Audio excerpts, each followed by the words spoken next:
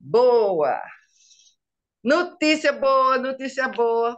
Estamos entrando no ar com o mundo mágico das histórias. Eu sou Marúcia Coelho, contadora de histórias, e saúdo a todos vocês que nos acompanham e a você também que começou a nos assistir agora. É uma alegria, sempre é uma alegria muito grande falar de livro, literatura, histórias, não é? As histórias, elas fazem com que nós possamos percorrer grandes distâncias sem sair do lugar. É um mundo mágico, realmente, é um mundo fantástico, é um mundo da imaginação, da criatividade. E as crianças leitoras, ela desenvolve um raciocínio maravilhoso e elas se enriquecem, o vocabulário dela fica bem maior, ela se expressa de uma maneira bem mais fácil. Então, vamos divulgar e vamos praticar o ato de ler em casa. O livro é uma coisa fantástica, porque você pode levá-lo para qualquer lugar. Ele quase não ocupa espaço, é muito tranquilo. Você não precisa de grandes aparatos para ler um bom livro. O próprio livro já é um mundo encantado. Hoje nós vamos voltar às histórias de Najrudin. Em programas anteriores, toda vez nós começávamos por Najrudin. E eu parei um pouco para não, digamos assim, para não saturar muito o Najrudin, porque o Najrudin, para mim, é insaturável. Não, toda vez que eu leio e releio Nasruddin, eu me divirto bastante, porque Nasruddin é aquele mulá, ou seja, aquele mago, aquele sábio, aquele buscador da verdade. Então, hoje, inclusive, nós temos uma foto, vou pedir a Alexandre para colocar, de Bucara, uma amiga nossa, contadora de história maravilhosa, a Mitafá. Ela fez recentemente uma viagem ao Uzbequistão, Uzbequistão, e na cidade de Bucara, ela se deparou com essa estátua em homenagem a Nasruddin. E todos nós que contamos história ficamos muito felizes. E a outra colega contadora de história disse: nós e o mundo todo, porque é uma personagem bastante conhecida e muito, mas muito homenageada no mundo inteiro. É o Mulá Nasruddin. Alexandre, a nossa figura está aqui, né? Deixa eu ver se eu aumento. Pronto, aqui ao lado. Vejam aqui, um desenho de Nasruddin e ao lado a homenagem que foi prestada na cidade de Bucara, no Azubegustão, em que a nossa querida contadora de história Mitafá, em uma de suas últimas viagens, ela se deparou com essa estátua em homenagem a Nasruddin. Ele sempre é tradição dele andar no seu jumento, não é? Então, o mundo inteiro homenageia Nasruddin. Eu separei duas histórias hoje de Nasruddin. Na companhia dele, eu vou contando a história para vocês. Nasruddin, ele estava conversando uma noite com a sua mulher, sua mulher, e ele disse: olha, se amanhã chover, eu vou cortar lenha, e se fizer sol, eu vou arar a terra.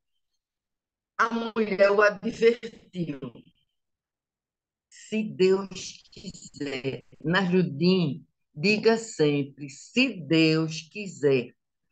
Ele irritou-se. Mas para que eu vou dizer se Deus quiser, Se amanhã, com certeza, eu farei uma dessas duas coisas. No dia seguinte, o dia amanheceu muito bonito. Fez um tempo maravilhoso. E Nasruddin se preparou para ir arar a terra. Mal ele pegou no arado e começou a chover. Ele então já mudou de direção e foi para o bosque cortar a lenha, porque começou a chover. Do nada, e de repente, apareceu um homem montado num cavalo e que perguntou a ele: onde fica tal povoado? Nasruddin disse: não me pergunte, eu não sei. E continuou o seu caminho. O homem trazia na mão um chicote e ameaçou abater em Nasruddin com o chicote. E foi logo gritando: pare com o que você está fazendo. E agora você vai me levar em tal povoado. Nasruddin não teve outro jeito a não ser fazer o que o homem estava mandando. E eles foram para o tal povoado, que por sinal era muito longe, muito distante de onde eles estavam. Como foi um lugar muito longe, ele demorou muito, ele chegou em casa altas horas da noite e bateu à porta. A esposa, com cautela, perguntou: quem é? Nasruddin, se Deus quiser. Ai, não era para dizer se Deus quiser? Pronto, Nasruddin, se Deus quiser. E ainda vendo essa imagem linda e maravilhosa de Nasruddin, o nosso eterno mestre, eu lhes conto a segunda história. Nasruddin, ele gosta muito de falar com ele mesmo, de pensar, refletir, ele sozinho. Então, ele teve a seguinte reflexão: algumas pessoas mortas parecem vivas, e algumas pessoas vivas, apesar de vivas, parecem que já morreram. Essa última frase ele disse com uma voz muito alta e a esposa ouviu. E ela disse: que homem imbecil você, Nasruddin. Quando as mãos e os pés estão gelados, mãos e pés gelados, com certeza a pessoa morreu. Nasruddin ouviu, ficou calado. Tempos depois, ele foi até a floresta cortar lenha e ele notou que as extremidades dele estavam quase congeladas. Ele então pensou: a morte se apoderou de mim. Eu devo estar morto. E um morto não corta lenha. Deita-se respeitosamente, porque não precisa mais fazer nenhum esforço físico. Najudin então deitou-se sob uma árvore e lá ficou. À noite, lobos uma matilha de lobos que estava fugindo, ou não fugindo, mas assim, muito desconfortáveis com o frio que fazia. Najudin estava congelando, porque fazia muito frio naquela noite. Então, esses lobos, desconfortados, porque estava um inverno muito rigoroso, eles pensaram que o homem que estava sob a árvore estivesse morto. Então, os lobos avançaram e devoraram o jumento de Nasruddin. Nasruddin ali deitado, congelando lá de tanto frio, refletiu: a vida é assim, uma coisa depende da outra. Se estivesse eu vivo, vocês, lobos, não fariam tais brincadeiras com o meu jumento, tais liberdades com o meu jumento. Vocês não fariam. Se eu vivo estivesse, vocês não fariam tais liberdades com o meu jumento. Esse é Nasruddin.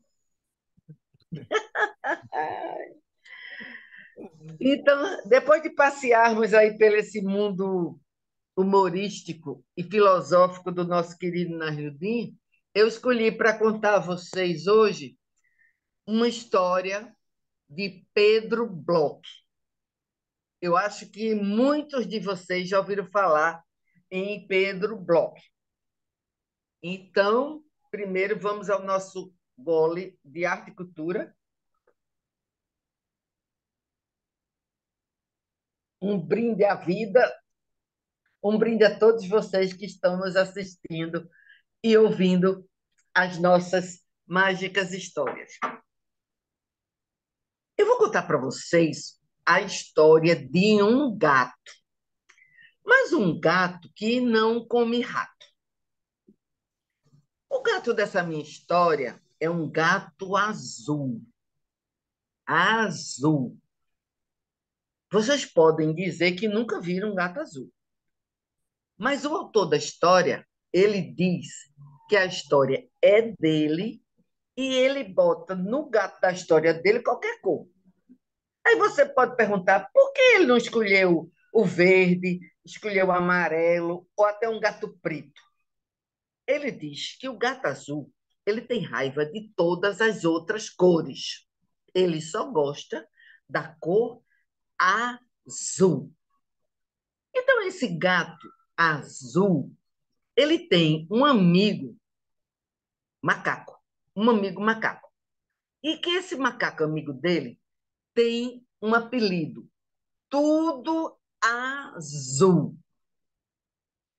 Vocês podem pensar que é tudo parecido, o gato azul com o macaco apelidado tudo azul, mas são diferentes. O gato azul da história desse autor, ele vê todas as cores, mas ele só gosta do azul. O amigo do gato azul, ele usa um óculos azul e, portanto, ele só enxerga todas as coisas, todas as pessoas em azul. E eles são muito, mas muito amigos mesmo. E nessa amizade, eles um dia vão à floresta. Os animais, ao ver o, o gato azul, ficam encantados. Então, o que, que eles fazem? Eles destituem o leão de ser o rei da selva. Destituído o leão, eles elegem o gato azul como rei da floresta. Gatão primeiro e único. Então, ele é condecorado, ele é coroado, tem toda aquela formalidade de um rei, como se fosse o próprio Rei Leão. Ele, então, começa a fazer uma reviravolta no palácio, porque ele já não morava numa casinha, ele morava num castelo, um castelo azul. Quando é levado à categoria de rei da selva, o castelo que era do leão, que passou a ser dele, passou por uma grande transformação. Porque tapetes, objetos, qualquer objeto, cortinas, móveis, tudo teria que ser da cor azul. Quando ele ia comer, ele só escolhia sardinha azul. O passarinho preferido dele era o passarinho azul. Então, depois dessa transformação para que tudo fosse da cor azul no castelo do gato azul, os animais levantaram a questão. Não existe rei sem rainha. O gato azul, nosso rei, gatão primeiro e único, ele precisa de uma esposa, ele precisa de uma gata azul. Aí tudo azul foi procurar uma fada. Mas vocês podem dizer assim, uma fada? E havia fada nessa história? Não havia. Mas agora, a partir de agora, nós temos uma fada na história. A fada disse: o meu conselho é que vocês procurem a gata Nicolete. A Nicolete é uma gata que tem por apelido camaleão, porque a toda hora ela muda de cor. Aí chegou a Nicolete e trocava de cor mesmo. Ora ela estava rosa, ora estava branca, ora vermelha, ora marrom, ora cor de gato quando foge, burro quando foge, e mudava de cor. Mas tinha um detalhe: apesar dela estar mudando de cores, tinha uma cor que ela não conseguia usar, que era a cor azul. Então, Nicolete não resolveu o problema do gato azul. Tudo azul, então, foi procurar quem? Quem? Exatamente. A bruxa. Toda história que se preza tem uma bruxa. Então, a bruxa apareceu. E ela trouxe o seu notebook. Porque bruxa moderna é tecnológica. Ela abriu o seu computador e fez a pergunta: computador, computador, há no mundo alguma gata azul? E mexeu, a bruxa mexeu, remexeu, programou, desprogramou, programou de novo e chegou a uma terrível conclusão dada pelo computador. No mundo inteiro não havia uma gata azul. Estava difícil o problema do gato azul. Ele não ia poder continuar ser rei sem rainha. Ele precisava de uma rainha azul. Mas o computador, muito inteligente, disse à bruxa: há uma solução. E qual é a solução? E o computador respondeu: vocês peguem uma gata de qualquer cor e a pinte de azul. A bruxa imediatamente pegou a sua querida e amada gata Angorá, pegou o azul mais lindo do mundo e pintou a gata Angorá de sua estimação. Pronto, estava encontrada a futura gata rainha ou rainha gata azul. Quando o gato azul viu a gata azul, sabe aqueles coraçõezinhos que saem, assim, desenho animado, coração, coração, corações? Foi amor à primeira vista. Ele ficou tão espantado com a beleza da gata que azulou. Ele ficou azulado de tanto espanto. E ele já queria casar. Vamos casar, porque eu estou apaixonado. Mas não é assim que acontece o casamento real. Precisava do vestido da noiva. Então, todas as aranhas da floresta foram convocadas, prestaram-se horas extras para concluir o vestido da gata azul, que ia se tornar a rainha azul, a esposa do gatão primeiro e único. Quando chegou no dia do casamento, o gato azul estava tão ansioso, tão nervoso, que ele desmaiou 3 vezes antes de entrar na igreja. Mas aconteceu o casamento. E eles começaram a ser felizes, muito felizes, até que a gata rainha teve um gatinho. E o gatinho era. Não, vocês erraram. O gatinho nasceu verde. Um gato verde. Vocês podem imaginar a decepção do gato azul. Logo ele, ser pai de um gato verde. E o gatinho era tão verde que parecia filho de planta e não de gente, quer dizer, mais parecia filho de planta do que de gato. E ele foi perguntar. Eu esqueci de dizer a vocês que o nome do gato da minha história é Bulunga, mas não pode ser esquecido. Essa é a história de Bulunga, o gato azul. Então, Bulunga foi saber da gata, da sua rainha, como ela tinha conseguido ter um gato verde. Ela não soube responder. E Bulunga não se chegou muito ao filhote, não. Ele olhava assim, mas não era tão amoroso como ele deveria ser, não é? E aconteceu um dia, uma coisa que foi pior do que ser pai de um gatinho verde. Vocês ficam imaginando uma coisa pior do que um gato azul ter um filhinho verde? Pois eu digo a você que aconteceu uma coisa muito pior. Fazia tempo, muito tempo que não chovia lá na floresta. Mas essa noite caiu um toró. Mas foi água que desabou do céu. Parecia um dilúvio. Só faltava a Arca de Noé. E não é que a gata rainha, ela quis se molhar?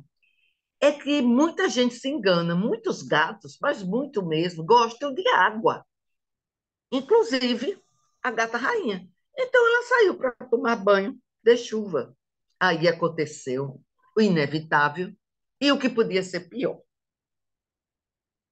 A, a gata azul, ela ficou com a chuva desbotada. A tinta azul saiu toda. E o gato azul descobriu que ele havia casado com uma gata branca. Xiii, meu Deus do céu! Mas, ao mesmo tempo que ele descobriu que a gata era branca, ele também chegou a uma conclusão, que ele era um gato muito idiota. Ele tomou consciência de que ele julgava as pessoas mais pela cor. Quer dizer, ele julgava mais pela cor os gatos. E ele estava muito apaixonado pela gatinha, a gatinha branca. E ele começou a lamber a gatinha branca. Quanto mais ele lambia a gatinha, mais ela ficava branca. E mais ele ficava apaixonado pela gatinha branca. Ele ficou tão apaixonado por ela que chegou uma vez a chorar de ternura e de tanto amor. E ele percebeu também que o amor não tem cor e, ao mesmo tempo, o amor tem todas as cores. E aí ele foi se chegando de mansinho para o gatinho verde, o primeiro filho do casal real de gatos. Mas o gatinho ficou meio desconfiado, com medo de levar outro safanão do papai gato, do rei gato, mas se entenderam muito bem os três, né? E o Tudo Azul, que era um macaco muito amigo do gato azul, ele tirou, por fim, os óculos, porque ele queria realmente ver as cores como elas eram na verdade. E passou a ver todas as cores maravilhosas que existe no universo. E tem mais um detalhe: o casal de gatos, agora o gato azul rei e a gata branca rainha, eles tiveram muitos filhotes. Cada um de uma cor diferente. Eles tiveram gatinho marrom, cinza, branco mesmo, preto. E tiveram até um gato da cor de gato. Cor de gato. Você conhece? Sabe qual é a cor de gato? Eu não conheço. Mas o autor da história, ele diz o seguinte, que a história, que ele podia até explicar que cor de gato era essa que ele inventou aqui no final dessa história, mas ele disse que a história, do jeito que ele imaginou, termina aqui. É, eu contei para vocês a história de Bulunga, o Rei Azul, de Pedro Bloch. E as ilustrações são de Carlos Edgar Herrero. Carlos Edgar Herrero. Claro que o livro todo, o ilustrador usou a cor azul, né? E eu fiz, na verdade, uma adaptação, porque o livro do Pedro Bloch é um diálogo, e eu fiz como não diálogo, mas uma história deliciosa. Aqui está o macaco, tudo azul, que usava os óculos azuis e via tudo azul, né? A bruxa com computador que pergunta, não é? Computador, computador, há no mundo alguma gata azul? E ela responde, no mundo inteiro não há nenhuma gata azul. E Pedro Bloch falar um pouquinho sobre esse autor espetacular. Ele foi médico, jornalista, escritor, e nas horas vagas ele era compositor e poeta. É um escritor carioca de Vila Isabel, mas de pais ucranianos. E ele se tornou médico da fala, das dificuldades de quem fala, de quem ouve. Ele diz uma coisa assim muito bonita a respeito da palavra, que eu vou ler para vocês. Ele fala: Não sei se vocês sabem que nestes dias de consumo, a palavra é a coisa que mais se consome.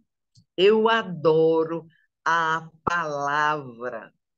Nós, contadores de histórias, historiadores, escritores, também amamos a palavra, não é? A palavra é sagrada. Adoro a voz humana.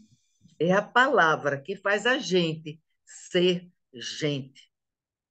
É com a palavra que a gente se comunica, cria histórias, conserva o passado e projeta o futuro.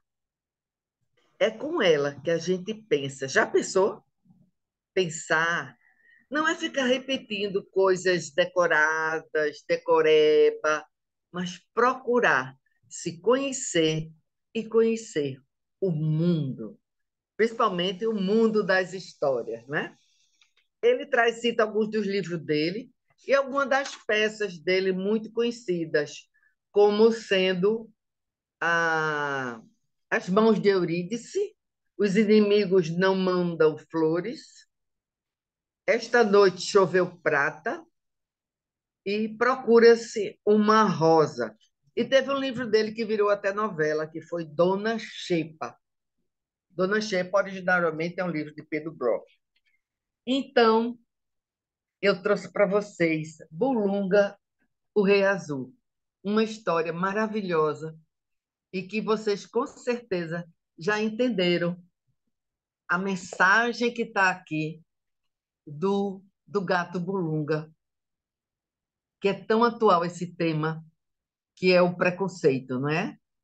A diversidade está aí para nos ensinar a respeitar o outro, tal como ele é, seja gênero, seja cor, não é? Não importa.